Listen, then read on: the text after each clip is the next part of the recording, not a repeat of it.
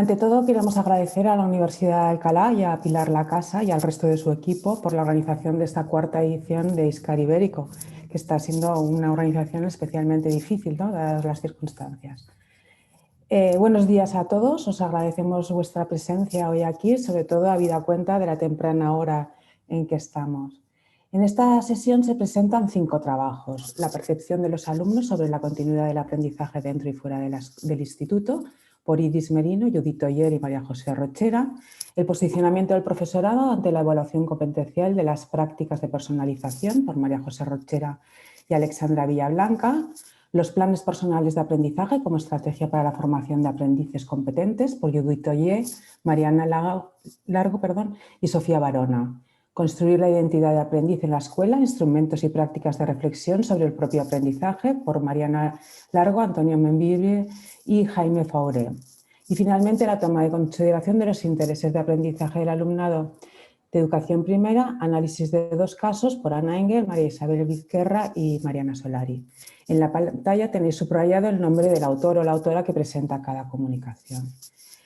La peculiaridad de esta sesión es que todas las comunicaciones que se presentan tienen origen en el mismo proyecto, el proyecto Personae, el desafío de la personalización del aprendizaje escolar, principios, posicionamientos e implementación en los centros educativos. Así que me vais a permitir que haga una brevísima introducción para situar el contexto de las comunicaciones que se presentan aquí. El foco de Personae se sitúa en los desafíos que la sociedad de la información plantea a la escuela. 2 características de la sociedad de la información han trastocado profundamente el aprendizaje de las personas. Por una parte, la aparición de múltiples y diversos contextos de actividad, tanto presenciales como virtuales, que ofrecen recursos y oportunidades de aprendizaje. Me refiero a centros culturales, centros de recursos de aprendizaje en línea, foros virtuales, comunidades de práctica, redes sociales, asociaciones deportivas, de ocio, etc. Estos contextos de actividad han venido a sumarse a las instituciones de educación formal y escolar consideradas tradicionalmente casi prácticamente como el único o el contexto de aprendizaje por excelencia. Y por otra parte, la sociedad de la información ha generado un escenario de cambios constantes y de incerteza que hace que las personas tengamos necesidades básicas de aprendizaje mucho más allá de ese primer periodo de formación inicial. Estos 2 fenómenos, el aprendizaje a lo ancho de la vida y el aprendizaje a lo largo de la vida, han cambiado por completo las características del aprendizaje de las personas. Han cambiado el qué, el cómo, el cuándo y hasta el para qué aprendemos las personas en la actualidad, en la sociedad de la información. Y esta forma de aprender es muy distinta como lo hacíamos en la sociedad industrial o postindustrial. De ahí que algunos autores nos hablen de una nueva ecología del aprendizaje. Sin embargo, la escuela ha cambiado poco y no se ha adecuado a esta nueva ecología del aprendizaje. Esta brecha entre las formas de aprender en la escuela y las formas de aprender de los niños y los jóvenes en su vida cotidiana ha ido haciendo que se produzca un fenómeno de desdibujamiento del sentido. Los jóvenes y los niños entienden como 2 mundos separados: la escuela, que pretende que todos aprendan de la misma manera, de una forma muy homogénea, y lo que viven en su vida cotidiana, que es mucho más personalizado. Estos niños y jóvenes viven la escuela como un mundo muy independiente a lo que son sus objetivos, sus intereses y las actividades que hacen fuera de la escuela. Ante esta situación, cada día se alzan más voces para señalar la personalización del aprendizaje, entendida como un conjunto de estrategias pedagógicas orientadas a promover y reforzar el sentido de los aprendizajes escolares. Es una vía adecuada para hacer frente a este preocupante y creciente fenómeno del desdibujamiento del sentido del aprendizaje escolar. Con estas estrategias nos referimos... Con estas estrategias de personalización del aprendizaje nos referimos, por ejemplo, a tener en cuenta los intereses y objetivos de aprendizaje de los alumnos, a tener en cuenta su capacidad de decisión, de tomar decisiones sobre algunos aspectos, no todos, pero algunos aspectos sobre su propio proceso de aprendizaje. Nos referimos a poner énfasis en contenidos de aprendizaje social y culturalmente relevantes mediante la participación en iniciativas comunitarias, promover el establecimiento de conexiones entre experiencias de dentro y fuera de la escuela, incorporar y aprovechar los recursos y oportunidades para aprender disponibles en el entorno, promover el aprendizaje de competencias específicas y transversales, utilizar metodologías de indagación, entre otras actuaciones y actividades. Estas estrategias no son un fin en sí mismo, sino que es el medio para ayudar a los alumnos y las alumnas a atribuir sentido y valor personal a lo que se les propone hacer y aprender en las escuelas e institutos. En este contexto, los objetivos de Personae son 3. Documentar y analizar la implementación de propuestas de personalización del aprendizaje en centros de educación primaria y secundaria. Un segundo objetivo es analizar y valorar los resultados de la implementación de estas propuestas en lo que concierne a las experiencias de aprendizaje de los alumnos que participan en las mismas, a sus aprendizajes y al sentido que les atribuyen. Y un tercer objetivo gira en torno a identificar el posicionamiento ante estos principios básicos de la personalización del aprendizaje, en el posicionamiento del profesorado y del alumnado participante en estas prácticas que analizamos y compararlo con una muestra de profesores y alumnos de otros centros que no implementan propuestas de personalización del aprendizaje. Para alcanzar estos 3 objetivos, el proyecto se plantea 3 fases. Una primera fase es la selección de prácticas de personalización del aprendizaje. Para ello hemos seleccionado 8 centros que ya llevan a cabo prácticas de personalización del aprendizaje. En estos 8 centros hemos seleccionado estas diferentes prácticas en función de las estrategias de personalización que ponen en marcha y hemos hecho una recogida sistemática de observaciones del aula, observaciones de las reuniones del profesorado, los productos, los documentos que han elaborado profesores y alumnos, y también hemos realizado entrevistas al profesorado y a las familias. El análisis de todos los datos recogidos para esta fase se ha hecho mediante técnicas de análisis de contenido y análisis temático. En la siguiente fase se centra en las experiencias de aprendizaje de los alumnos que han participado en estas prácticas, en los aprendizajes logrados y en el sentido que le han atribuido. En este caso nos hemos centrado en la recogida de datos, en entrevistas semiestructuradas a una muestra de unos 5 o 6 alumnos de cada una de las prácticas que hemos observado. En este caso el análisis se hace mediante técnicas de análisis temático. En la tercera fase, sobre el posicionamiento del profesorado y del alumnado ante los principios de personalización del aprendizaje, lo que hemos hecho es hemos seleccionado centros a los que hemos llamado centros espejo, porque tienen las mismas o características muy parecidas a los centros que han participado en el proyecto en cuanto a etapa educativa, el tamaño del centro por número de alumnos y número de profesores, el nivel socioeconómico y cultural de las familias a las que acoge, etcétera. Hemos seleccionado centros con esas mismas características de los 8 centros originales que han participado en el proyecto. Y hemos construido unos cuestionarios para profesores y otros cuestionarios para los alumnos y los hemos aplicado. En este caso, el análisis ha sido un análisis estadístico descriptivo. Bien, espero que con esta introducción nos haya servido para contextualizar las comunicaciones que ahora presentamos. Dedicaremos unos 10 minutos aproximadamente para cada una de las comunicaciones y luego dedicaremos el final de la sesión para comentarios y las preguntas que queráis hacernos. Nos reservaremos unos 2 minutos para cerrar la sesión con las principales conclusiones y las líneas futuras de investigación que ha abierto nuestro trabajo. Vamos a iniciar la presentación de las comunicaciones. La primera lleva el título de la percepción de los alumnos sobre la continuidad de los aprendizajes dentro y fuera del instituto y la presenta la profesora Judith Oyer. Cuando quieras, Judith. Vale, buenos días. Es el momento que comparto la pantalla. Lo que yo os voy a explicar fundamentalmente es una de las estrategias de personalización, en este caso la que intenta establecer, digamos, relaciones entre lo que aprenden los niños dentro y fuera de la escuela.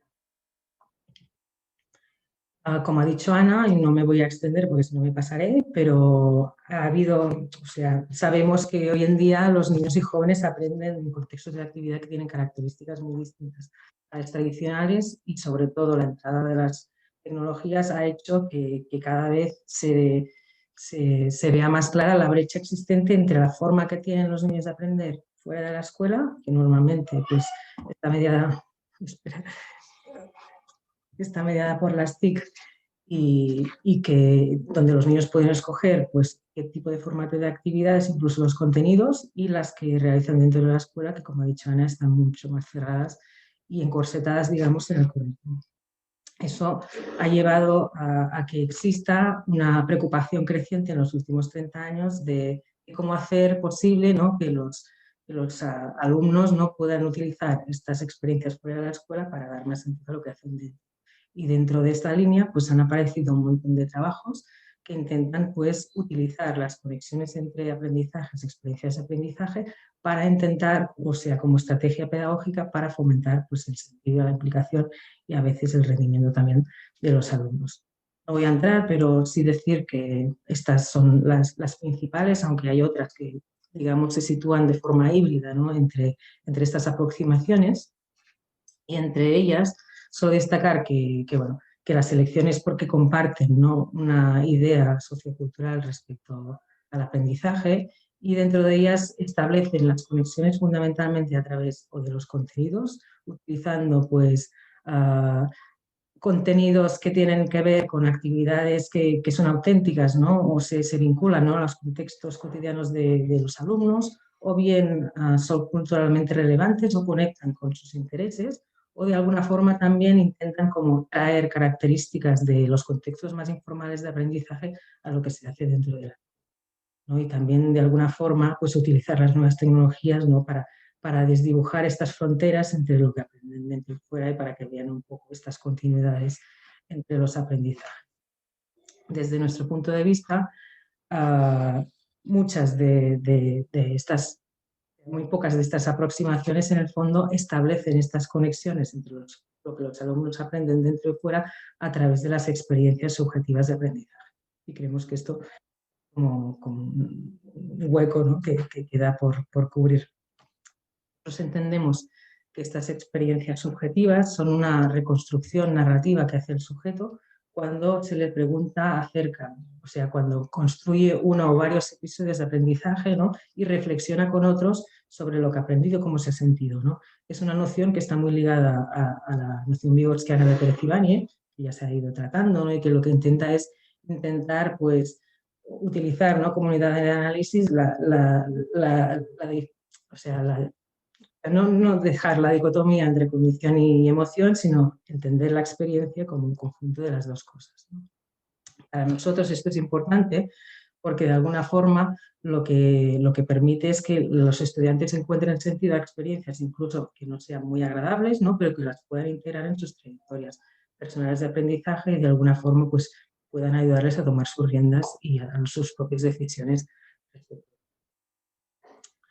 Dentro de esta perspectiva, nosotras nos hemos centrado sobre todo en el diseño, pero en este caso lo que presentamos son la parte más de la voz de los estudiantes. Fundamentalmente queremos dos cosas en esta comunicación. Primero, entender qué importancia tiene para ellos esta estrategia de establecimiento de conexiones y después ver si realmente en los centros que se aplica esta estrategia ellos perciben que se aplica o no se aplica dentro de sus institutos. Para ello, lo que hemos hecho es coger dos institutos de forma intencional donde se personaliza el aprendizaje, como tienen características muy distintas, y lo que hemos hecho es utilizar, o sea, seguir a dos grupos de alumnos durante todo un curso y a sus respectivos.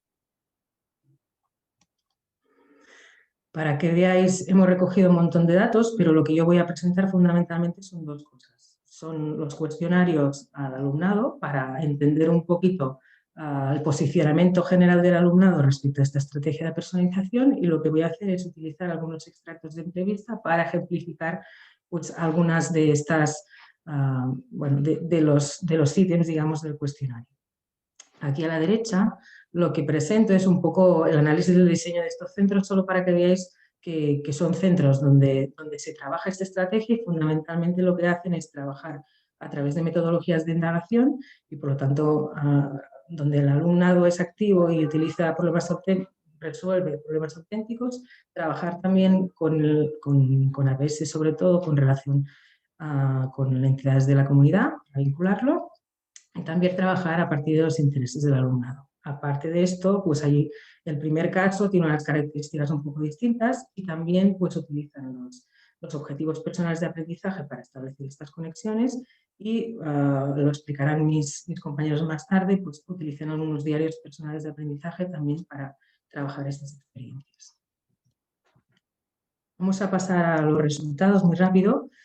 En primer lugar, para entender qué opinión tienen los alumnos respecto a esta estrategia, pues solo mirar un poco la escala Likert, ¿no? Ellos tenían que opinar si estaban de acuerdo. Estos son los ítems que están más relacionados con conexiones, si están totalmente en desacuerdo o totalmente de acuerdo con las frases, y lo que vemos es que las puntuaciones están más o menos al 3,5, por lo tanto encuentran que cada una de estas, digamos, ítems relacionados con esto son importantes, ¿vale? Vamos a ver cada uno de ellos, así con los expertos. ¿Qué es lo que dicen fundamentalmente? Dicen que la implicación escolar aumenta cuando lo que hacen en el aula les permite de alguna forma conectar con lo que hacen fuera de la escuela, sobre todo cuando conectan con sus intereses personales y cuando ellos pueden tomar decisiones acerca de las actividades que pueden escoger en clase. No os lo leo, pero bueno, lo podéis leer después en la presentación, solo resaltar algunos. También dicen que es más fácil aprender cuando estas actividades son cercanas a su vida cotidiana. En este caso hay un chico que explica, ¿no?, que gracias a ver unos vídeos y estar en YouTube viendo cosas, pues eso le ayuda pues, a desenvolverse mejor, digamos, en la escuela y que sabe cosas que los otros niños no saben. También aprecian mucho que los profesores les ayuden a descubrir, a conocer estas conexiones, ¿no?, entre lo que hacen en la escuela y lo que hacen en su entorno próximo, ¿no? Esta sí que os la quiero leer porque es muy bonita. Es una chica que lo que dice es fundamentalmente que gracias a un proyecto del centro, ¿no?, pues ha descubierto que al lado de su casa y al lado del instituto existe una realidad totalmente distinta a la que ella vive en su propia burbuja, ¿no? Y eso pues le ha ayudado, ¿no? Dice, pues es una de las partes más bonitas de aprender porque acabas descubriendo cosas que no esperabas, ¿no? Incluso se dan cuenta, ¿no?, de ello. También los alumnos se esfuerzan cuando no existe esta relación directa, pues en establecer estas conexiones entre actividades que hacen fuera de la escuela, ¿no? Pues una chica, ¿no?, que le gustan mucho las manualidades, pues en un proyecto de tecnología se da cuenta, ¿no?, que puede utilizar los conocimientos de tecnología también pues para montar cosas en su casa, y en este caso pues que monta cuadros de luces y cosas que le gusta hacer. En relación a lo que perciben ellos que se hace en sus centros, ¿no?, pues vemos que los resultados son mucho más bajos y que por lo tanto pues ellos perciben que se hace poquito, ¿no? Sobre todo os quiero resaltar el último ítem, ¿no?, que es como mis profesores me preguntan lo que me interesa aprender y lo tienen en cuenta. Pues en el caso 1 es 2, que quiere decir puntualmente, pero en el caso 2 no llega al 2, y por lo tanto es casi nunca o muy, muy poquísimo, ¿vale? Claro, un poco lo que dicen es como que hay una disociación, ¿no? Una cosa es que ellos perciben que las cosas que hacen en la escuela es muy importante, muy relevante, ¿no?, y lo pueden utilizar para afuera, ¿no? Esta chica, ¿no?, que dice, ¿no?, las mates están por todos los sitios, utilizamos el teorema de Pitágoras y eso me servirá pues para desenvolverme en la vida, ¿no?, para calcular cosas, pero la realidad es que ellos perciben que hay muy poca relación entre los contenidos que trabajan en clase y las actividades que realizan, ¿no?, y que sobre todo en relación a los profesores tienen muy poco interés para entender lo que hacen fuera del instituto, ¿no?, y relacionarlo, ¿no? Vamos a las conclusiones. Claro, a nivel general, lo que dicen los alumnos es que esta estrategia de personalización es muy importante, que les ayuda a implicarse y a aprender mucho más cuando existe esta relación, pueden conectar lo que hacen dentro y fuera de la escuela, y sobre todo cuando las actividades son cercanas a su vida cotidiana, cuando tienen en cuenta sus intereses o sus gustos o preferencias fuera de la escuela, y cuando perciben la funcionalidad de lo que aprenden en la escuela porque lo pueden aplicar a otros contextos. Pero Sin embargo, o sea, lo que llama más la atención es que en estas escuelas donde las hemos seleccionado precisamente porque utilizan esta estrategia de personalización, ellos perciben, los alumnos perciben en estas que representa que sí se trabaja, pues que hay muy poco o que se trabaja muy poco estas conexiones, ¿no? Y nosotros creemos que esto es un problema. Ahí se ha quedado como encallado esto. Pero igual lo explico.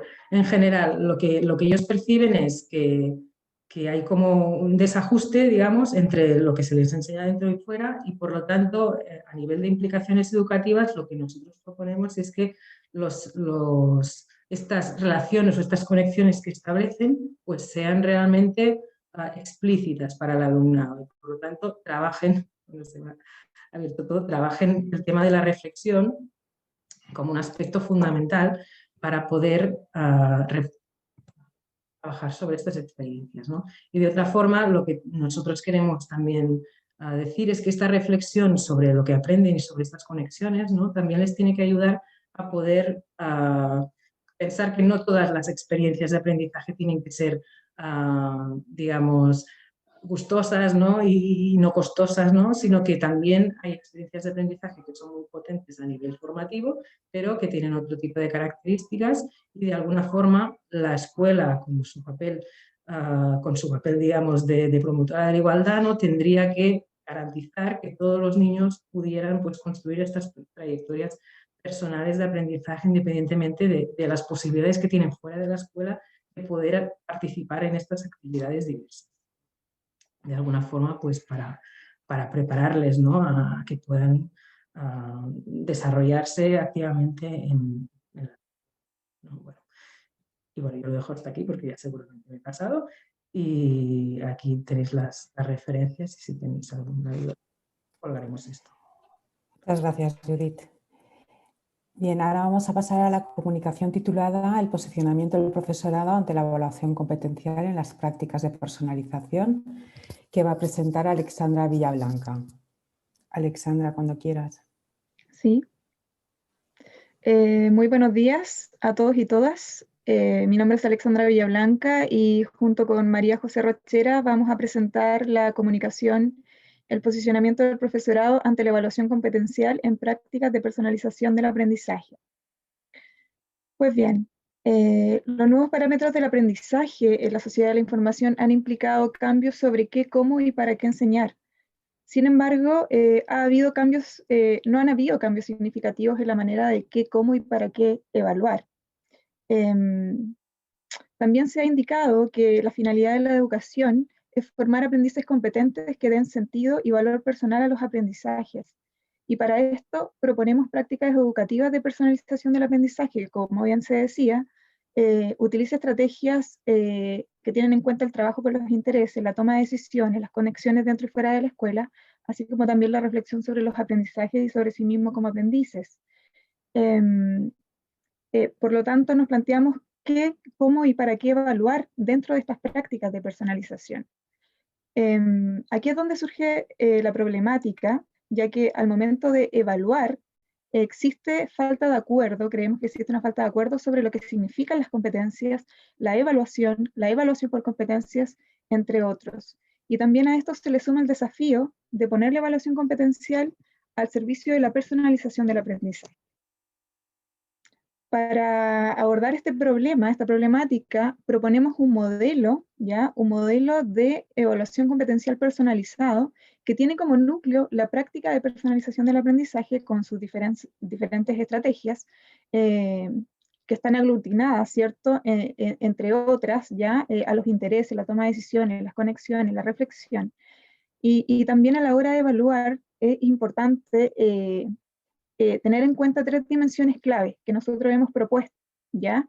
Para evaluar competencialmente. En primer lugar, proponemos el contexto de adquisición y uso de competencias. Nos referimos a contextos auténticos, a contextos reales, próximos a la vida cotidiana de los estudiantes. En segundo lugar, a la adquisición y movilización de recursos y saberes de manera articulada e interrelacionada. Y por último, damos relevancia a la importancia de una ejecución competente, es decir, que el aprendiz sea capaz de enfrentarse a situaciones complejas de la vida real de manera eficaz. También la evaluación competencial implica atender a 5 momentos de la evaluación a lo largo de la práctica, como lo es la preparación de la evaluación propiamente dicha, la corrección, la comunicación de los resultados y feedback, y el aprovechamiento de esa información. Nuestros objetivos apuntan a lo siguiente. Primero, explorar la importancia y la utilidad que el profesorado otorga a la evaluación competencial en las prácticas de personalización del aprendizaje, y en segundo lugar, identificar las dificultades que experimenta el profesorado a la hora de evaluar competencias en las prácticas de personalización.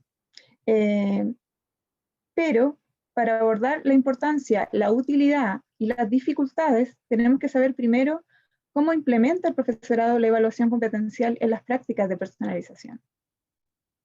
Para abordar estos dos objetivos, ya nos hemos propuesto llevar a cabo un estudio exploratorio de casos en un centro, teniendo en cuenta 2 proyectos, ¿ya? Y para esto hemos utilizado diferentes técnicas de recogida de datos, como lo son registros narrativos y de audios de todas las sesiones de ambos proyectos, entrevistas semiestructuradas a las profesoras al final de cada proyecto, así como también hemos recogido evidencias documentales que tienen que ver con instrumentos institucionales y también con instrumentos alternativos que han diseñado las propias profesoras.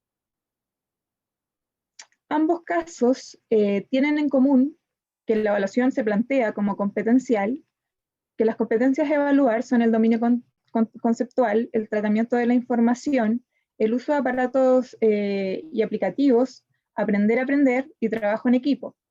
También estos proyectos utilizan un dossier de aprendizaje que incluye instrumentos para la reflexión, para la evaluación, para la autoevaluación y también para el feedback.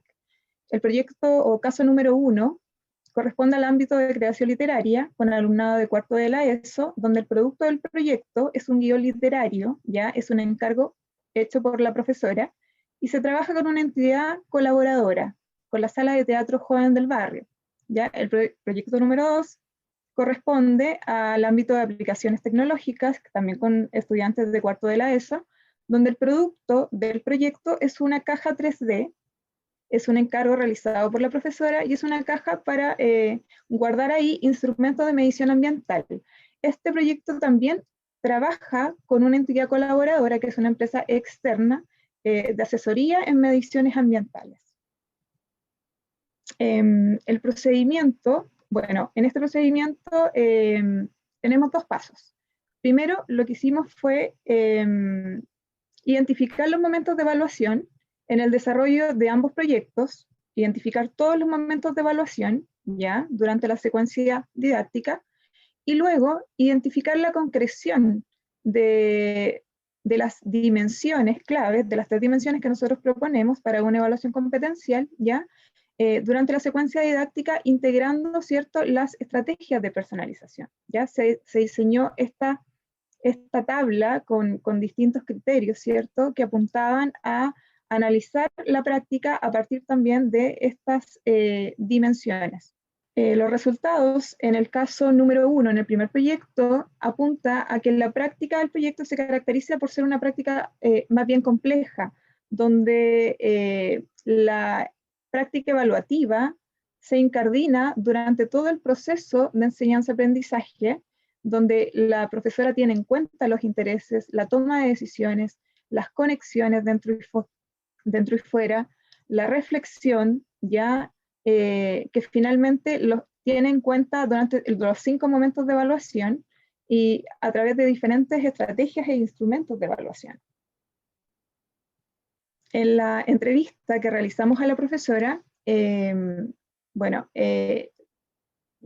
identificamos que nuestro principal foco fue que existe un contexto auténtico, ya donde se incorpora la toma de decisiones, los intereses, la reflexión, donde, como ustedes pueden ver ahí, ella valora que los estudiantes hayan podido hacer conexiones con su realidad, ¿ya? Ella también manifiesta que los estudiantes estuvieron muy motivados con el guión, ya que todos querían que estuviera su huella en la obra, sus intereses, sus vivencias, ¿ya? Ellos podían ir tomando decisiones sobre las escenas, podían elegir, ¿ya?, los temas partiendo de sus intereses, ¿ya? Sin embargo, esta profesora manifiesta una dificultad que ella dice, bueno, que hubiese sido mucho mayor la implicación de los estudiantes si este encargo hubiese sido un encargo real de parte de la entidad externa, de parte de la sala de teatro. En el caso número 2, ustedes pueden evidenciar ahí que la práctica es menos compleja, ya se evidencia pocos momentos de evaluación. La profesora realmente no tiene en cuenta a la hora de evaluar los intereses, no existen espacios co-constructivos que faciliten la toma de decisiones o la reflexión sobre los criterios o condiciones de la evaluación, por ejemplo. Únicamente se evidencia la conexión dentro-fuera, pero no se evalúa en contexto. Al momento de entrevistar a la profesora, entre otros elementos, bueno, ella tiene en cuenta el contexto, un contexto auténtico, sin embargo no integra las estrategias de personalización. La mayor dificultad que ella presenta es la falta de tiempo, ¿ya? Ella manifiesta, por ejemplo, no sé hasta qué punto el dossier o la ficha o los instrumentos de centro le están ayudando a mejorar en un aspecto concreto. Dice, me falta tiempo para hacer la revisión del dossier. Lo que marca la diferencia es comentarlas. O sea, ella sí considera que es importante abrir espacios para hacer una reflexión y para ir evaluando durante el proceso, pero le falta tiempo, ¿ya? Bueno, nuestras conclusiones, en primer lugar, son que el modelo que hemos planteado ha permitido identificar cómo se concretan las dimensiones de evaluación competencial en diferentes momentos de la evaluación, considerando diferentes estrategias de personalización.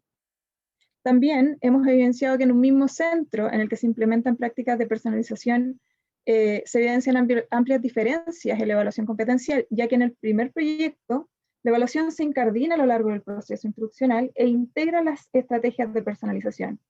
Pero cabe destacar que aunque el contexto de adquisición y uso de competencias ha sido auténtico, se podría aprovechar en mayor medida la oportunidad de trabajar con estas empresas colaboradoras externas al momento de evaluar.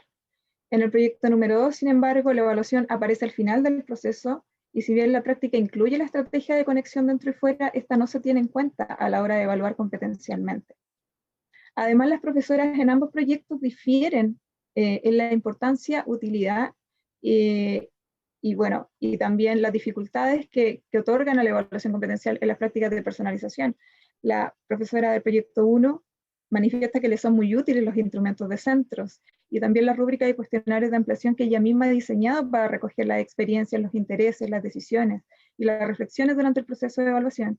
Sin embargo, en el proyecto número 2, la profesora da poca relevancia a los instrumentos del centro y no genera espacios para la evaluación, siendo su mayor dificultad, como les comentaba anteriormente, la falta de tiempo para trabajar dichos instrumentos con los alumnos.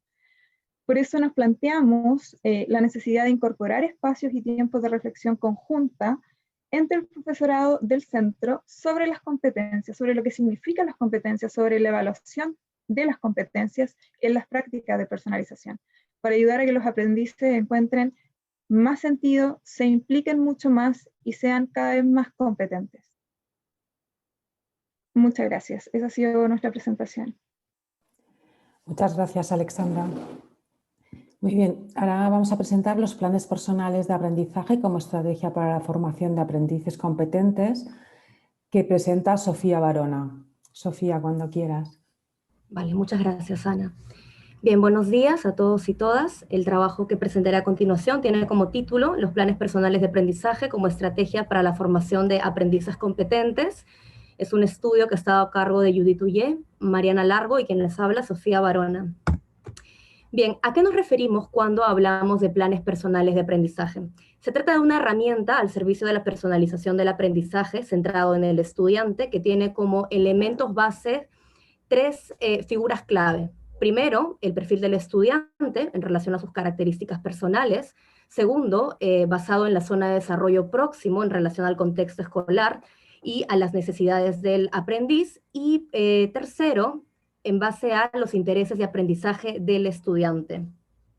Los planes personales de aprendizaje se implementan a través de las estrategias de personalización del aprendizaje, como ya mencioné, además de los intereses, también a la toma de decisiones por parte del alumnado en relación a los objetivos que establece, respecto al tipo de objetivos, la relevancia de estos, y al codiseño en relación a la ayuda que brindan los docentes para que los estudiantes puedan alcanzar esos objetivos. Por otra parte, otra estrategia fundamental es la reflexión en torno a las metas y al proceso situado en el aprendizaje, como las características de los aprendices. ¿Cómo se puede evidenciar este proceso? Se puede dar a través de contratos, agendas, portafolios, tutoriales o informes. Todo esto se engloba en ciertas ayudas por parte del profesorado, lo cual conocemos como andamiaje pedagógico, sobre elementos como el propósito, las estrategias, los resultados y la revisión de cada uno de estos elementos. En este marco, el objetivo principal de este estudio consistió en analizar la valoración por parte del alumnado y del profesorado respecto a las estrategias y recursos que apoyan el desarrollo de los planes personales de aprendizaje. Se contó con un diseño de tipo cualitativo y longitudinal, un estudio de casos, en 2 centros educativos de Cataluña.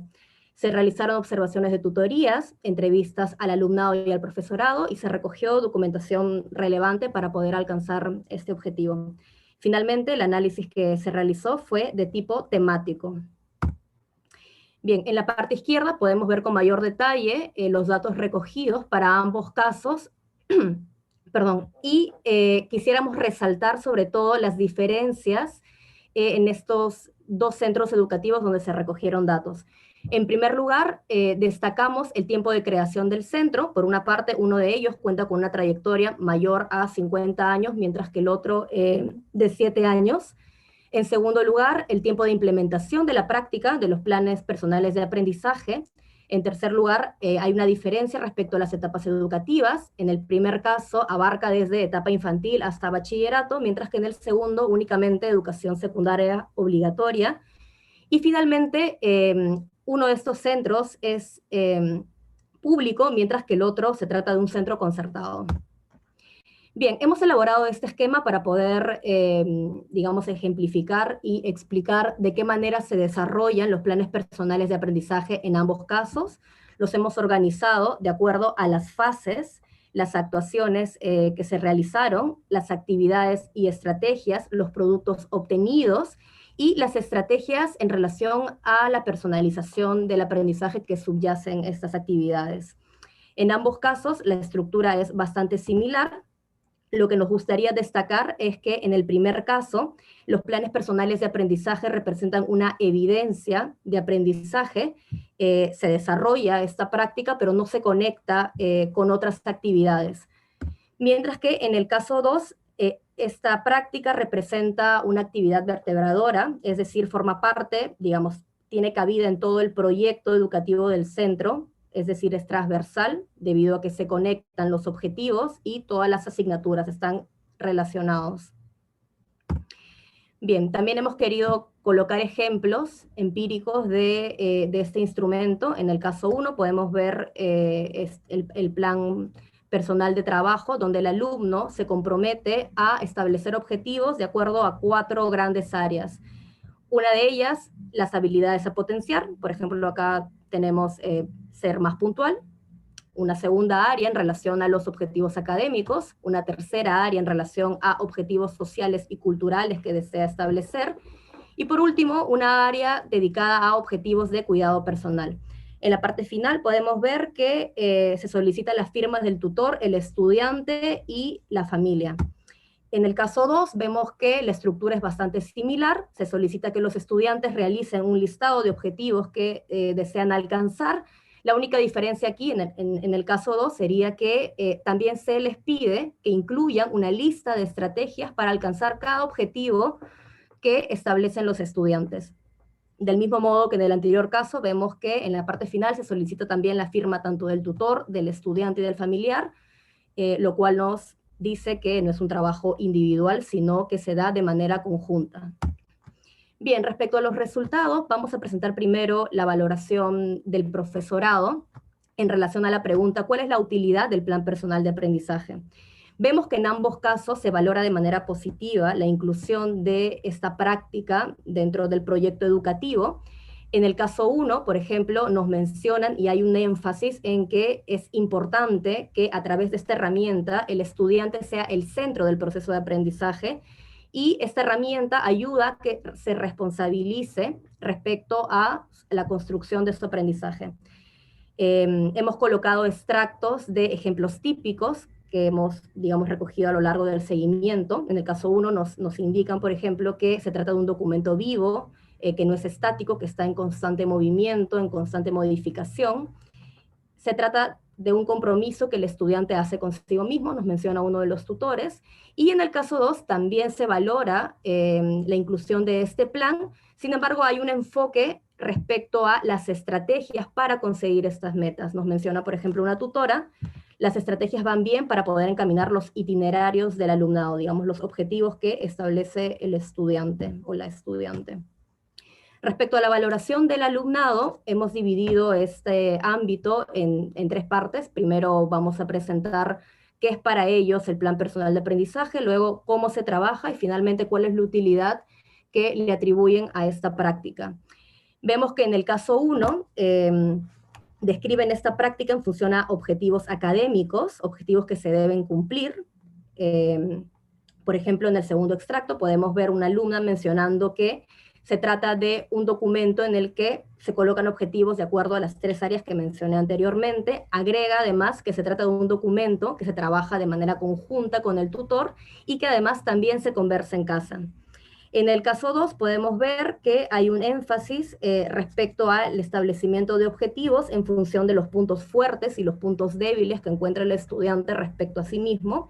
Por ejemplo, he pensado en lo que se me da muy mal y lo he puesto directamente. Yo mismo hice la propuesta y es mi tutor quien lo revisa. En el segundo extracto, por ejemplo, podemos resaltar: debemos colocar estrategias para poder alcanzar estos objetivos y los elijo de acuerdo a lo que me interesa.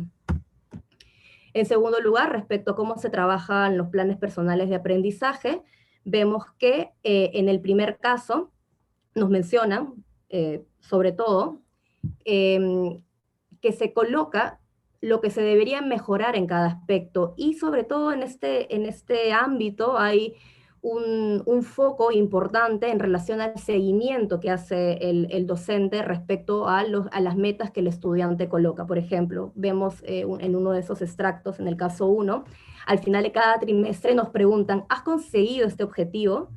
Digamos, de acuerdo a lo que establece el estudiante. En el caso 2, nuevamente hay un foco respecto a las estrategias.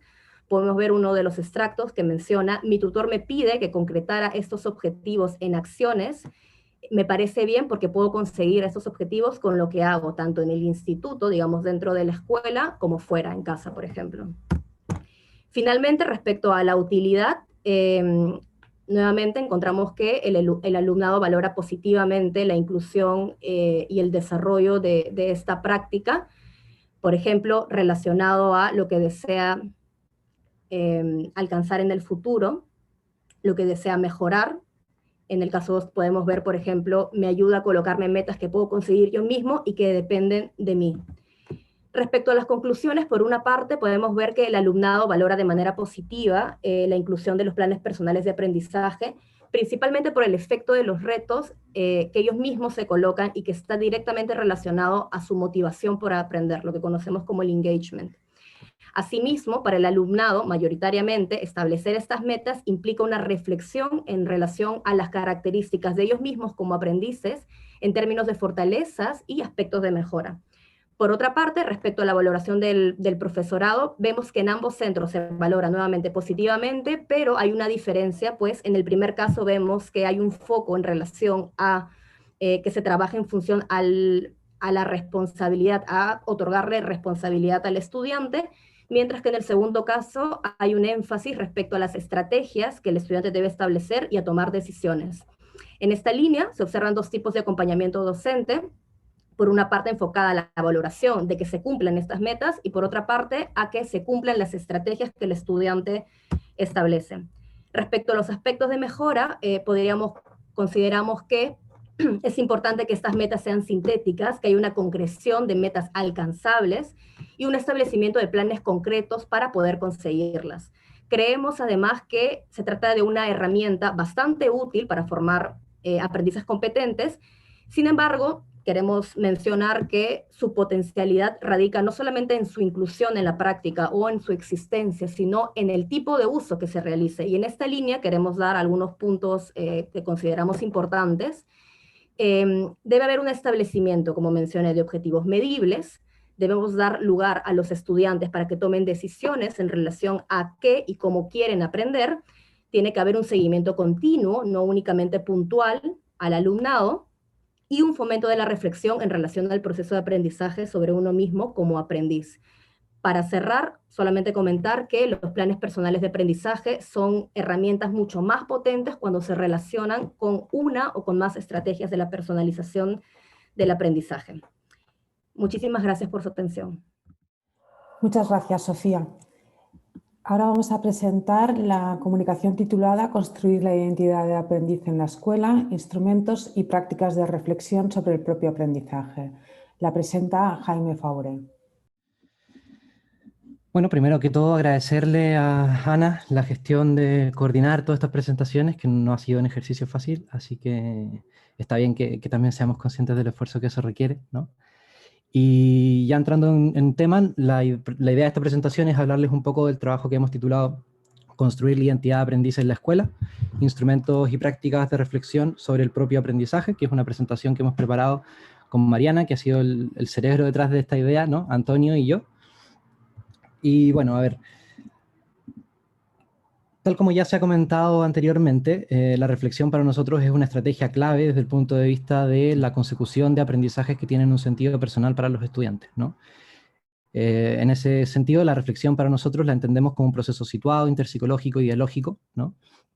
Y que por lo tanto no ocurre, digamos, como proceso cognitivo únicamente, sino más bien como un proceso que está distribuido en un plano material y en un plano ideal a la vez, ¿no? Y en ese sentido, para nosotros es relevante que la reflexión no es solo una cuestión a desarrollar en los estudiantes, sino que es también un tipo de práctica que como profesores podemos andamiar y que podemos acompañar a partir de diferentes instrumentos y ayudas, ¿no? En el marco que nosotros trabajamos, entendemos que existen múltiples objetos de reflexión, y que la reflexión se puede concretar en múltiples coordenadas. Uno puede reflexionar en distintos contextos de actividad, uno puede reflexionar en distintos momentos de un proceso formativo, uno puede recibir distintos tipos de apoyos, incluso uno podría estructurar secuencias diferentes, ¿no? Pero en todo caso, o en cualquier caso, en nuestra perspectiva parece fundamental promover la reflexión que tiene que ver con la construcción de la identidad de aprendiz, ¿no? En el entendido de que la capacidad de poder aprender y seguir aprendiendo tanto a lo largo como lo ancho de la vida es clave en el escenario contemporáneo actual. En ese marco, para nosotros, ¿no? La identidad de aprendiz se construye en diversos contextos de actividad que están situados tanto dentro como fuera de la escuela, como ya han comentado en las anteriores presentaciones, ¿no? En ese sentido, tiene siempre una naturaleza situada, pero a su vez, en la medida en que representa un artefacto que nos permite darle continuidad a nuestra experiencia en distintos contextos, también tiene una naturaleza abstracta, ¿no? Generalizada, que es transcontextual. Más concretamente, nosotros definimos la identidad de aprendiz como un conjunto de significados sobre uno mismo como aprendiz que median, ¿no? Nuestros procesos de construcción del conocimiento por un lado, pero por otro lado también la atribución de sentido que le damos a nuestras experiencias de aprendizaje. Siguiendo esta lógica, evidentemente, entonces, para nosotros entender cómo se construye la identidad de aprendiz de una persona, supone entender cómo las personas también construyen y articulan sus experiencias subjetivas de aprendizaje, ¿no? Ya lo han definido antes, las experiencias subjetivas de aprendizaje para nosotros son reconstrucciones discursivas que las personas hacemos sobre nuestro propio aprendizaje, pero sí que a lo mejor me gustaría detenerme un poco más en cómo ocurre este proceso, ¿no? Cómo opera este proceso. Nosotros hemos tratado de abstraer al máximo la literatura que conocemos al respecto para generar una especie de modelo preliminar en el que podamos entender cómo se reconstruyen las experiencias subjetivas de aprendizaje, ¿no?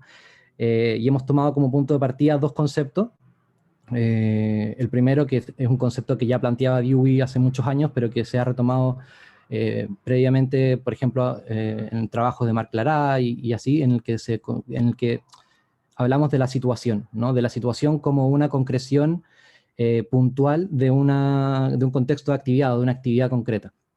Y lo que entendemos entonces es que las personas participamos en estas situaciones o participamos en estas actividades generales, ¿no? Pero en general cuando enfrentamos una situación no lo hacemos desde un punto de vista etéreo y generalizado, sino que lo hacemos de una manera encarnada a partir de una vivencia que nosotros tenemos en esa situación, ¿no? Y en esa vivencia, que es un poco lo que Vygotsky retrataba con la idea de Pirishvani en algún punto, ¿no? Y que algunos autores, por ejemplo, Smagorinsky ha planteado como experiencias emocionales, o González Rey llamaba vivencias, que es un poco la que nos gusta más, ¿no? En estas vivencias o Pirishvanias, entendemos que hay siempre una colisión dramática, ¿no? Entre las características, por un lado, de la situación que uno está enfrentando, de la actividad, y por otro también las características personales, las emociones, los motivos, la interacción entre diferentes identidades que podemos poner en juego en una situación. Todo ese cruce de elementos que son personales y de la actividad, de alguna manera, se conjugan, ¿no? En la idea de vivencia. Y bueno, la idea de nuestra perspectiva es que de alguna manera esta vivencia, que es una cuestión fluida, abstracta, generalizada, digamos, una cuestión como una nube, ¿no? De alguna manera cuando nosotros intentamos poner palabras, cuando nosotros utilizamos el lenguaje para hablar de estas vivencias, ¿no? Hacemos un ejercicio de destilado en el que estas características personales que están todas juntas en una vivencia se abstraen y se convierten en significados, ¿no? La idea entonces de fondo es que de alguna manera a partir de la reconstrucción discursiva, como decíamos, de estas características personales y de la actividad, emergen estos significados que son sobre uno mismo, evidentemente, pero también sobre el mundo, ¿no? Y este modelo que opera en realidad para cualquier, para cualquier proceso de construcción psicológica, perdón, nosotros lo entendemos específicamente desde el punto de vista de la identidad de aprendiz, ¿no? Y entendemos que entonces hay situaciones que pueden estar o no orientadas al aprendizaje, en la que las personas tenemos vivencias y podemos reconstruir esas vivencias con otros, o con nosotros mismos, con otros artefactos, ¿no?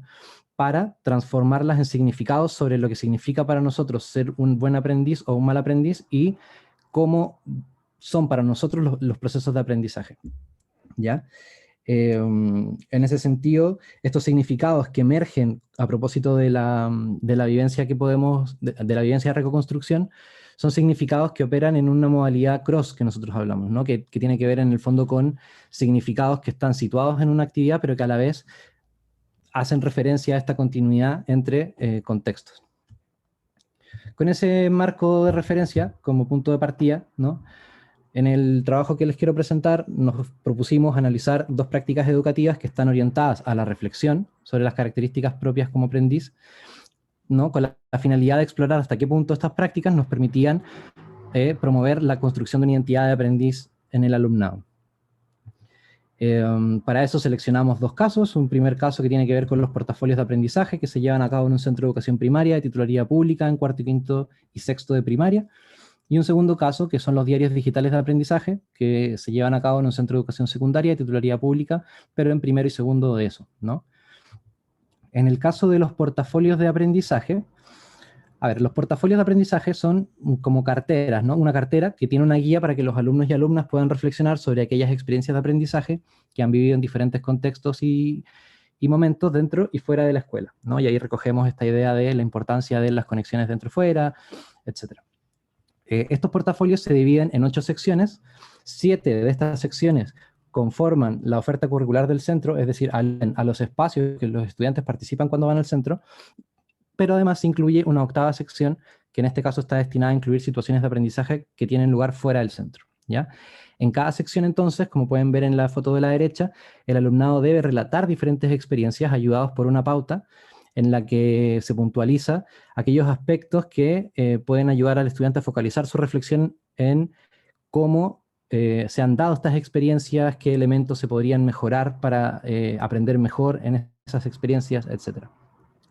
La idea es que a lo largo del curso el alumnado todos los días dedica entre media hora y una hora a trabajar esto, y esto va siendo supervisado por el tutor, ¿no? quien nos va acompañando en la tarea. Y en el segundo caso, que tiene que ver con los diarios personales de aprendizaje, el diario personal de aprendizaje, como su nombre lo indica, es un diario, ¿no?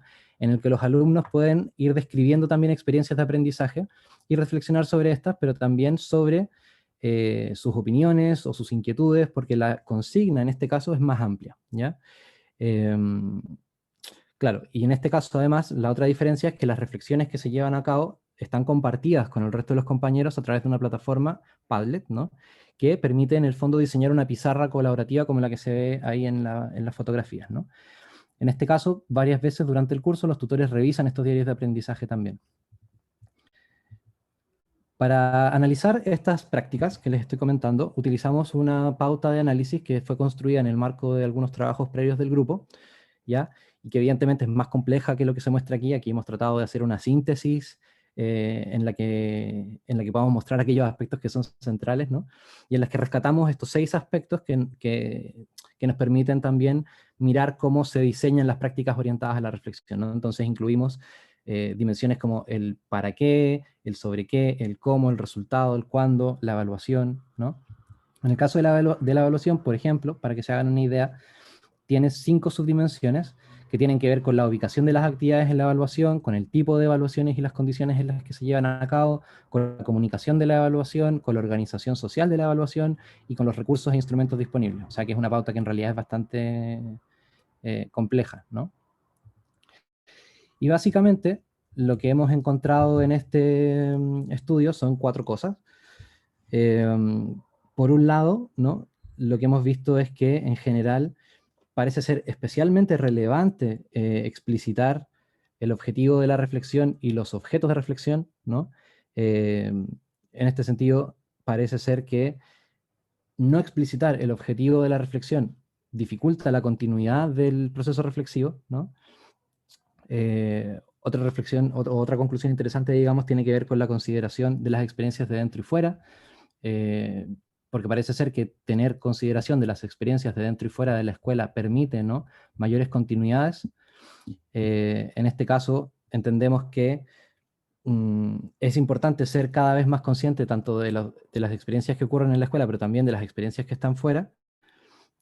Y finalmente, la segunda o el segundo bloque de resultados relevantes que encontramos tienen que ver con la necesidad de reservar tiempos, espacios para las reflexiones, de hacer un seguimiento de estas reflexiones a lo largo del semestre y que no se quede solamente en una actividad puntual, ¿no? Y la gran dificultad que supone, digamos, todo esto, ponerlo en marcha en términos de la inversión de tiempo que requiere, ¿no? Y eso, muchas gracias por su atención. Muchas gracias, Jaime. Finalmente vamos a la quinta presentación, que se titula La toma en consideración de los intereses de aprendizaje del alumnado de educación primaria, análisis de 2 casos, que nos va a presentar María Isabel Vizquerra. Cuando quieras, María Isabel. Buenos días, como dijo Ana, mi nombre es María Isabel Vizquerra y junto con Ana Engel y Mariana Solari hemos realizado este trabajo que se titula La toma en consideración de los intereses de aprendizaje del alumnado de educación primaria, el análisis de 2 casos. Podríamos comenzar afirmando que el modo en que se entienden los intereses es bastante diverso. Si ahondamos en algunas definiciones que hemos encontrado en la revisión bibliográfica que realizamos, en primer lugar encontramos algunos supuestos compartidos, como que los intereses implican una relación entre una persona y un objeto, en el que destaca el compromiso hacia el objeto de interés. Pero sobre todo, encontramos muchas diferencias relativas a cómo es que se entienden los intereses. Y estas son algunas dimensiones en torno a las cuales a nosotras nos ha parecido útil e interesante organizar esas diferencias.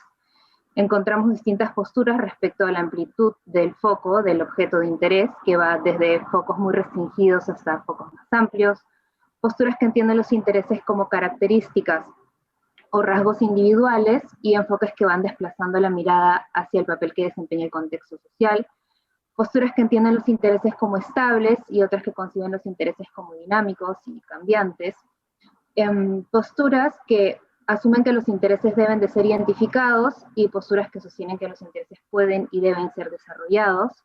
Y finalmente encontramos posturas que no hacen referencia a conexiones entre los intereses que se originan en distintos contextos, ¿no?, escolares y no escolares. y posturas que van avanzando hacia sostener que los intereses construidos fuera de la escuela deben de ser aprovechados dentro y o viceversa. Ahora bien, para este trabajo nos propusimos realizar el análisis desde el punto de vista de la personalización del aprendizaje escolar, de 2 prácticas diseñadas e implementadas en primaria, en las que los intereses de aprendizaje tienen un papel central. Estas prácticas corresponden a nuestros casos 1 y 2, que son los problemas interesantes y el mapa de intereses de aprendizaje.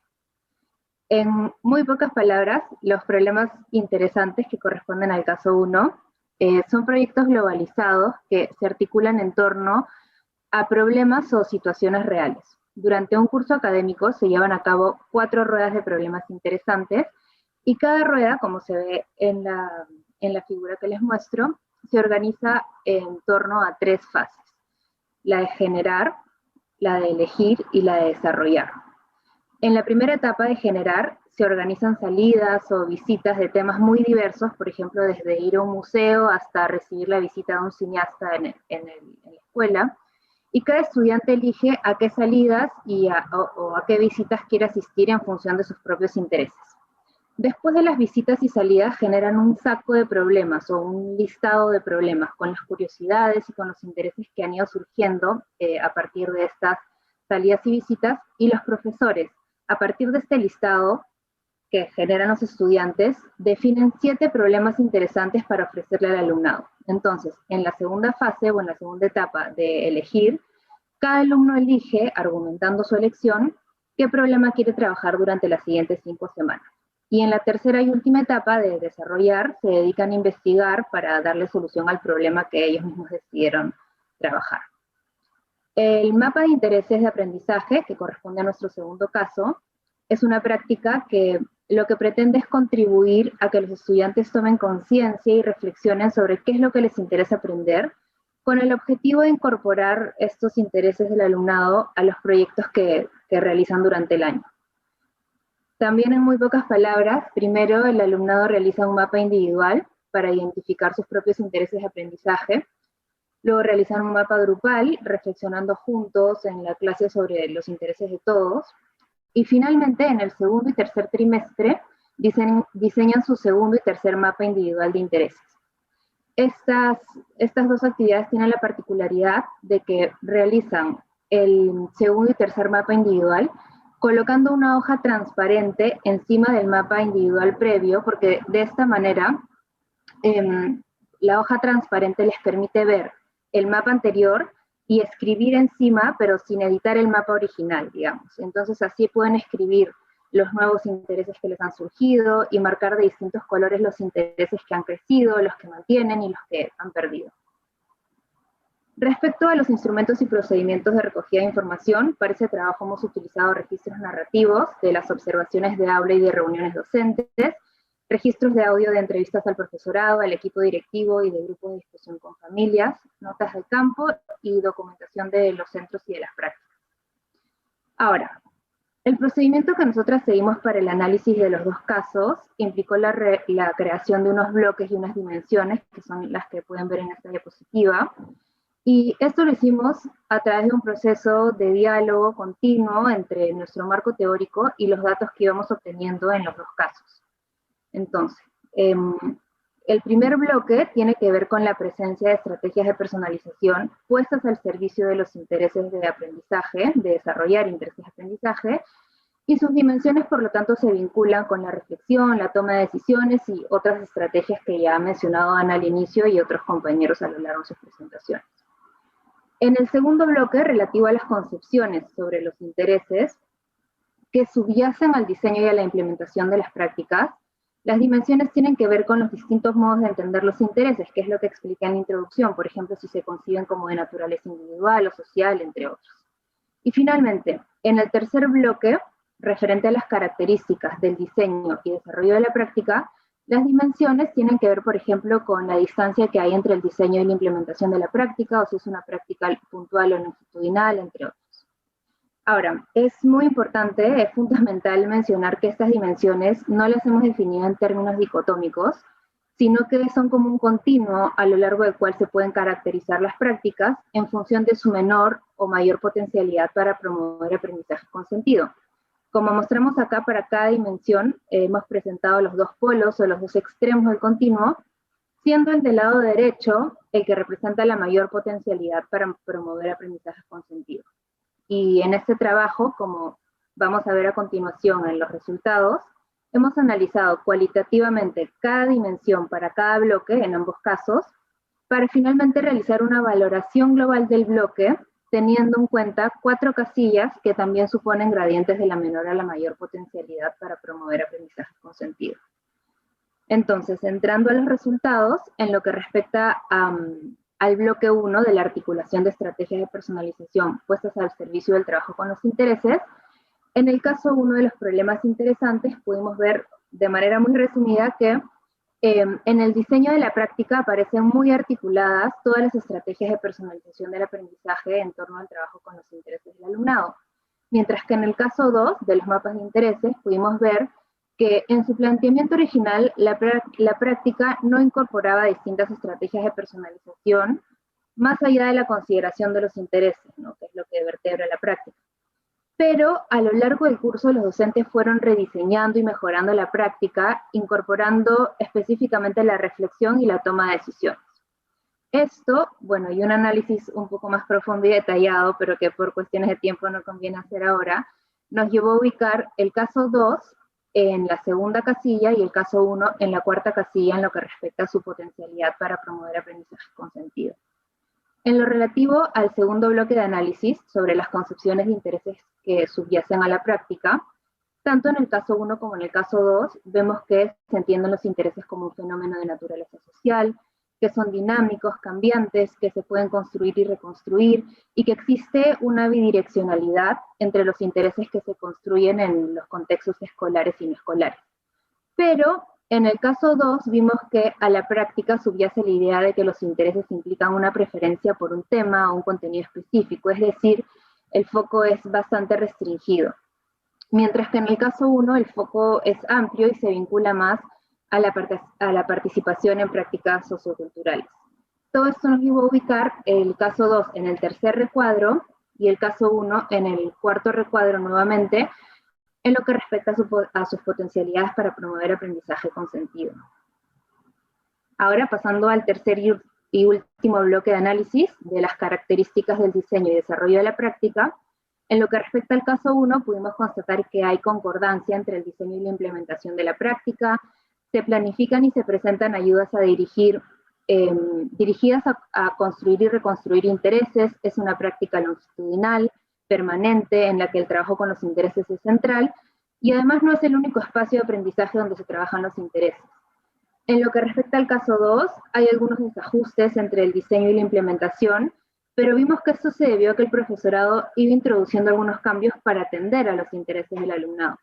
Constatamos que la práctica es longitudinal, intermitente, donde los intereses también desempeñan un papel central, pero en este caso es el único espacio de aprendizaje donde se trabajan los intereses. Todo esto nos llevó a ubicar el caso 2 en el segundo recuadro y el caso 1 nuevamente en el cuarto recuadro en cuanto a su potencialidad para promover aprendizaje con sentido. A modo de conclusión, podemos decir que si bien el caso 1 presenta una distancia pequeña entre el diseño y la implementación de la práctica y el caso 2 presenta una distancia un tanto mayor, esto se debe a que el caso 2 de los mapas de intereses va cambiando, va evolucionando a lo largo del desarrollo de la práctica, mostrando una tendencia cada vez mayor a la consideración de los intereses del alumnado. Y bueno, pensamos que estas diferencias también tienen que ver con que los problemas interesantes son una práctica bastante consolidada y que el profesorado diseña y revisa regularmente, mientras que los mapas de intereses son una práctica, bueno, en ese momento era una práctica nueva para los profesores. En segundo lugar, encontramos que en los 3 bloques, el caso 1 muestra una mayor tendencia a situarse en el extremo de la derecha, en cuanto a su potencialidad para promover aprendizaje con sentido, y el caso 2 más bien oscila en posiciones más intermedias del continuo, lo cual evidencia que hay una coherencia dentro de cada caso a través de los bloques, ¿no? Y por último, remarcamos la potencialidad de esta herramienta, ¿no?, de los bloques y de las dimensiones para ser usada por docentes como un instrumento de reflexión y por otros investigadores que puedan estar estudiando prácticas centradas en el trabajo con los intereses del alumnado. Y para terminar, A modo de línea futura, consideramos que sería muy interesante contrastar los resultados que hemos obtenido sobre la potencialidad de estas prácticas para favorecer que ocurran aprendizajes con sentido, con la percepción de los propios alumnos acerca del sentido y el valor que han atribuido a los aprendizajes que han realizado a través de su participación en estas prácticas, lo cual es viable porque contamos con entrevistas a profundidad a los alumnos que han participado de estas prácticas. Y eso sería. Muchas gracias, María Isabel. Bien, terminadas las presentaciones de las comunicaciones, pues abrimos para dar la palabra a la audiencia, a los espectadores. David, que es nuestro ayudante técnico, que estará por aquí, si queréis pedir la palabra a través del chat, él os dará la voz y la imagen. Buenos días, no sé si se me escucha. Perfectamente, Julián. Muchas gracias.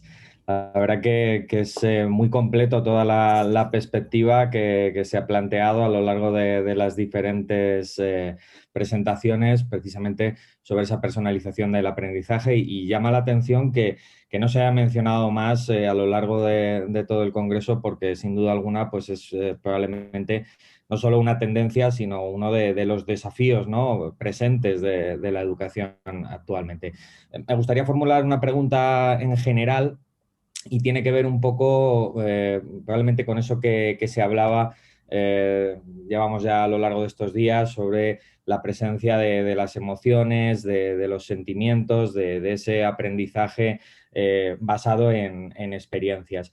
Me gustaría saber cómo podéis de alguna manera correlacionar esa personalización del aprendizaje con verdaderamente la implicación emocional y, lo que es más importante, ¿no?, el diseño de experiencias concretas. Es decir, cuando se habla de personalización nos ha quedado clara de que evidentemente hay una serie de herramientas, hay una serie de instrumentos, media sobre todo la reflexión, pero hasta qué punto se puede plantear incluso un cambio en el propio currículum y en la propia metodología docente.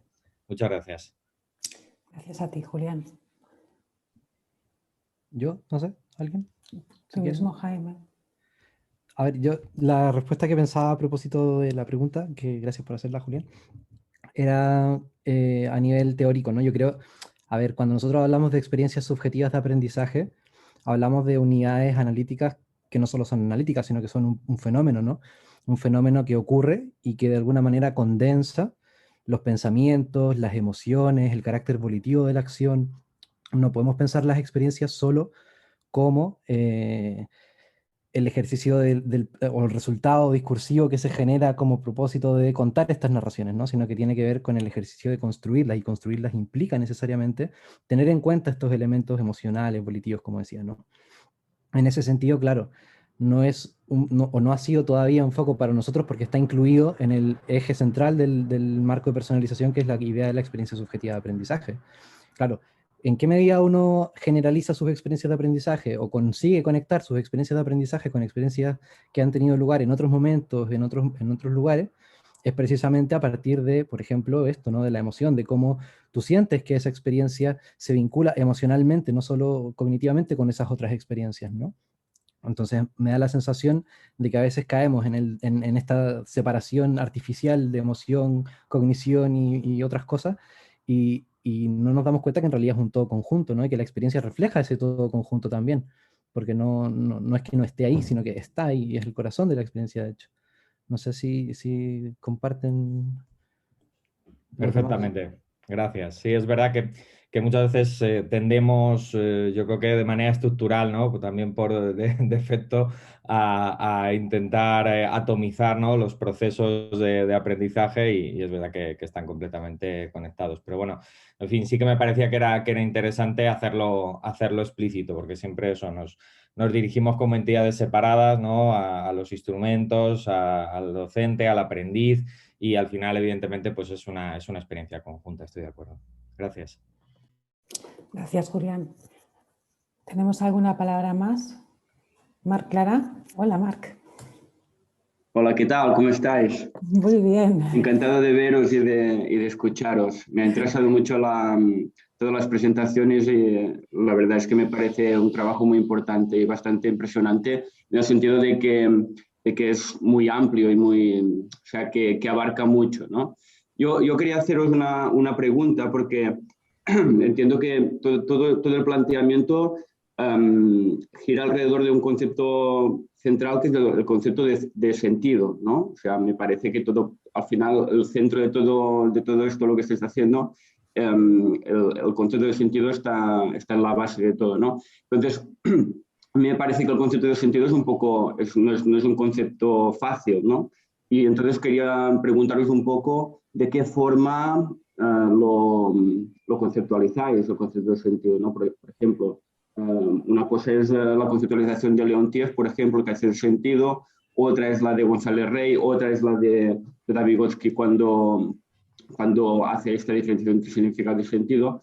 Me parece que son, como mínimo, estos tres, pues, aproximaciones un poco distintas, y tal vez la vuestra también es distinta de estas tres. Entonces me gustaría, si pudieras, pues, elaborar un poco, explicar un poco de qué forma conceptualizáis este concepto de sentido, que me parece muy interesante, importante, pero a la vez también complicado. Muchas gracias, Marc. ¿Quién da respuesta, Marc? ¿Antonio?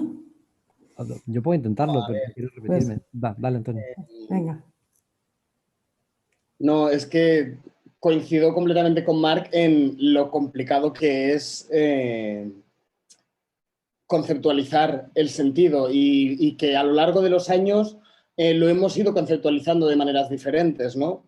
Ahora que hemos entrado en el tema de la personalización del aprendizaje desde el punto de vista, sobre todo, de las estrategias y de las prácticas, estamos hablando de sentido a cuando el aprendiz puede conectar un objeto, un contenido de aprendizaje, o bien con algo que ha vivido anteriormente, con algo de su pasado, con algo que conoce actualmente o que conecta con él mismo, o bien que le ayuda a proyectarse hacia el futuro, ¿no? Entonces ahí estamos usando sentido en sentido amplio como sentido y valor personal, ¿vale? Y en paralelo estamos intentando también desgranar, sobre todo últimamente con el tema de los sentidos subjetivos de González Rey, de cómo encaja más el sentido en esa relación de sentido y significado en el pensamiento y el lenguaje, ¿no? Y yo ahí no me atrevería a adelantar más. No sé si Jaime, Mariana o Ana pueden aclarar un poco más. Jaime, ¿tú querías decir algo?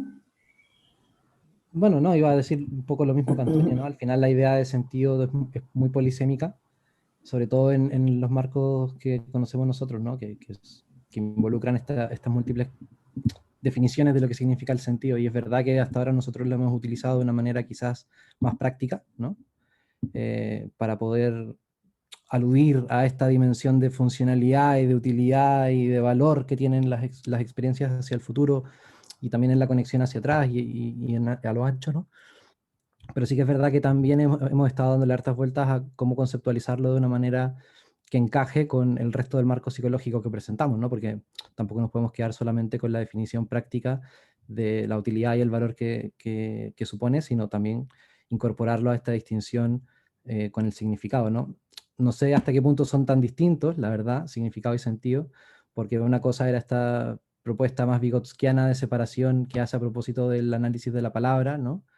Pero luego otra cosa es cuando se cambia, o él cambia el foco y empieza a hablar de las vivencias, de las Pechvanias, y entonces el concepto de sentido también adquiere otra dimensión, ¿no? Más vinculada a la concreción de la experiencia en términos encarnados, ¿no? Como a este vínculo entre la persona y el mundo, y como en este vínculo entre la persona y el mundo, los significados que tú construyes ahí tienen un anclaje que está dado a la situación en su conjunto, ¿no? Que son inseparables de la situación en su conjunto. Entonces ahí esta idea como de sentido como de la sensación, ¿no? Como del estar sintiendo que estás en esa... Por ahí también hay una acepción de sentido que está interesante, pero claro, como dice Antonio, en realidad ha sido difícil conceptualizarlo porque no es como un marco, o no tenemos un marco todavía para mirar esto de una manera que nos permita separar las acepciones que existen, ¿no? A diferencia de lo que sí tenemos, por ejemplo, con la reflexión o con la identidad de aprendiz, que son marcos que llevamos también más a caballo nosotros. De acuerdo, muchísimas gracias por las respuestas y felicidades por el trabajo. Gracias a ti, Marc. Encantada de escucharos. Buenos días a todos. Buenos días. Y feliz por ver un trabajo tan complejo y tan coordinado y a la vez tan interesante, ¿no? Bueno, yo quería intervenir justamente por el tema de la reflexión. Es una cuestión que me ha parecido que acompañaba a muchos de vuestros trabajos y que a veces me da la impresión que se manejan, no digo en el marco conceptual, pero sí en el análisis y en la práctica, como algo muy parecido a la autorregulación o a la gestión que el propio estudiante puede hacer de uno mismo, de su propio aprendizaje, pero para mí no sé hasta qué punto estos dos procesos son coincidentes o tienen algunas cosas un poco peculiares y específicas. Y no me acaba de quedar del todo claro cuál es vuestra opción respecto de reflexión en un marco además de interactividad diferente de lo que podía ser la autorregulación o un proceso más de gestión en un sentido quizá de planteamiento más cognitivo emocional del propio aprendizaje. No sé si podríais ampliar un poquito más esa idea de cuál es vuestra concepción de reflexión en vuestros planteamientos. Gracias de entrada. Sé que me ayudará mucho también a pensar a mí. Gracias, Teresa. De hecho, la idea, ¿me vais a permitir contestar a mí esta? La idea de la reflexión es un tema importantísimo y transversal a todas las estrategias de personalización del aprendizaje.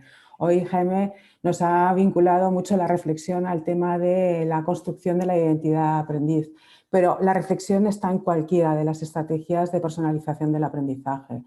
Favorecer que los alumnos reflexionen, que hagan explícitas, que tomen conciencia tanto de las experiencias que tienen dentro como fuera de la escuela y de las relaciones que se establecen entre unas y otras, que tomen conciencia sobre sus propios procesos de aprendizaje y sobre cómo van a ser evaluados, los criterios de evaluación que se van a utilizar y los resultados que obtienen. Que reflexionen, que tomen conciencia y que hagan explícitos sus objetivos de aprendizaje, qué quieren aprender. Que tomen conciencia de cómo está siendo el proceso y si logran esos objetivos. Que reflexionen y tomen conciencia sobre cómo se sitúan ante los aprendizajes, cómo los están viviendo, como nos explicaba Jaime, ¿no?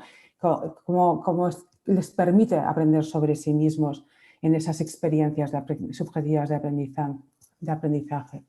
Igualmente, que tomen conciencia, como nos explicaba María Isabel, sobre sus intereses, qué es lo que les interesa, por qué les interesa a ellos unas determinadas cosas y qué les interesa a los otros. Nosotros consideramos que la reflexión tiene que llevarse a cabo en tiempos y en espacios reservados específicamente para reflexionar. Se tiene que hacer a lo largo de los distintos momentos del proceso de aprendizaje. Se tiene que hacer antes, se tiene que hacer durante, se tiene que hacer después de las actividades. Se tiene que además que dirigir hacia atrás, hacia lo que hemos hecho, como también hacia adelante, hacia lo que vamos a hacer. Que puede realizarse de forma individual, pero para nosotros es importante, sobre todo los formatos sociales, en parejas, en pequeño grupo, en grupo clase, para poder compartir esas reflexiones, para poderlas contrastarlas con otros, para poder discutir sobre lo que reflexionamos. Consideramos que la reflexión puede ser apoyada por muchos instrumentos diferentes. Pueden ser instrumentos cerrados tipo preguntas o pautas o los típicos scripts o guiones, pero también muy abiertos como los portafolios que hemos visto, los diarios digitales de aprendizaje, en el que prácticamente no hay directrices y que los alumnos pueden hacer una reflexión muchísimo más abierta. Puede tomar muchos formatos distintos. Podemos utilizar textos escritos, textos orales, podemos utilizar imágenes, vídeos, podemos ayudar a los alumnos a reflexionar mediante dibujos u otras manifestaciones artísticas. En suma, no sé si con esto contestamos a lo que nos planteabas, Teresa, pero para nosotros la reflexión tienen que ser momentos y espacios realmente planificados y continuados a lo largo de todo el proceso de enseñanza y aprendizaje en esas múltiples dimensiones. Y añadir en todo caso que el tema de la autorregulación desde nuestro punto de vista sería como una consecuencia de ello. No sería el objetivo, sino como una consecuencia. De acuerdo, muchas gracias por responder. Entiendo toda la estructura y en todo caso me gustaría poder seguir hablando de este tema en otras ocasiones. Muchas gracias. Cuando quieras, Teresa. Siempre nos tienes muy a mano. Sí. Bien, hemos llegado ya al final del tiempo que nos han concedido el Congreso y vamos a cerrar en 2 segundos, puesto que como conclusiones nos hubiera gustado, precisamente queríamos destacar la idea de reflexión y una segunda conclusión también transversal a todos los trabajos que hemos presentado tiene que ver con que la potencialidad de una determinada estrategia de personalización del aprendizaje está siempre condicionada por la concurrencia de otras estrategias. O he dicho en otras palabras, que una determinada estrategia, cualquiera de las que hemos presentado en esta sala, es más potente cuando aparece articulada con otras estrategias de aprendizaje. Respecto a los temas o las líneas de investigación que se abren a partir del proyecto Personae, parece, como yo creo que hemos dejado bien claro, que se abren casi más preguntas de las que hemos conseguido cerrar y que probablemente necesitaremos un Personae 2, un Personae 3 e incluso a lo mejor un Personae 4 para poder dar respuesta a todas las líneas que se nos están abriendo al ir indagando estos temas. Queremos seguir analizando las características y las situaciones de aprendizaje que permiten articular las diferentes estrategias de personalización. En ese sentido queremos ir un poco más al detalle, a la interactividad, a los procesos, a la actividad conjunta, las formas de organización de la actividad conjunta entre profesores y alumnos que favorecen que estas estrategias de personalización se den y también a los recursos discursivos que utiliza el profesorado para implementar estas estrategias. Queremos seguir explorando también las características que tienen las experiencias subjetivas de aprendizaje del alumnado que les ayuda a dar sentido y valor personal a lo que se les propone aprender en las escuelas y en los institutos.